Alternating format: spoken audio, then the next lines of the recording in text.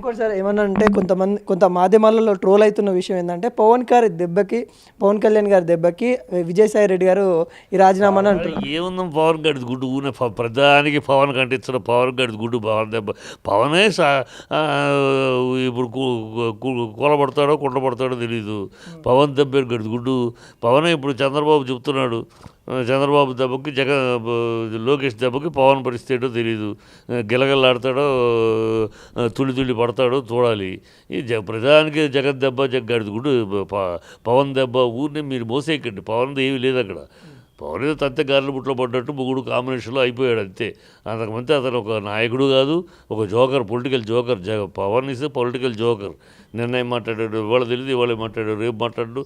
ఇది ఒక powerful joker కావాలంటే, పవర్ఫుల్ పొలిటికల్ జోకర్ అంతే తప్పితే ఇది నథింగ్. ఇప్పుడు ఆయన లెక్క చూస్తే క్షమాపణలు ప్రజలకు అనేక క్షమాపణలు చెప్పాలి. 32,000 అమ్మాయిలు మిస్ అయిపోయారని పచ్చిన అబద్ధం ఆడినందుకు క్షమాపణలు చెప్పాలి. స్పెషల్ స్టేటస్ ఇవ్వలేదు, ఆంధ్రాకు ద్రోహం చేసింది బీజేపీ అన్నదానికి క్షమాపణలు చెప్పాలి. వాడు అతోడు కలిసి ఉన్నాడు, క్షమాపణలు చెప్పాలి. 6 హామీలు ఇవ్వట్లేదు, ఇస్తాను నేను హామీ మధ్యలో ఉన్నానన్నాడు. ఒకదాని గురించి జరగట్లేదు, దాని గురించి మాట్లాడలేదు, క్షమాపణలు చెప్పాలి.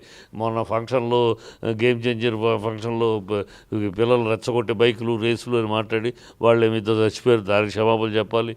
జీవితం అంతా క్షమాపణలు చెప్పే పరిస్థితిలో ఉన్నాడు. సీజ్ ద షిప్ అని ఆల్రెడీ సీజ్ చేసి షిప్ని సీజ్ ద షిప్ అని ఫోటో షూట్ చేశాడు.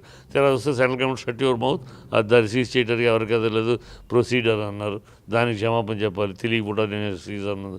ఇలా అతని జీవితం అంతా రాజకీయం అంతా క్షమాపణలు వాగడం, ఏదో ఒక పిచ్చి ప్రలాపనలు చేయడం, దాన్ని వాగడం, దాన్ని క్షమాపణలు చెప్పాల్సిన పరిస్థితిలో ఉన్నాడు. అతని దెబ్బ ఏంటి గుడ్డు.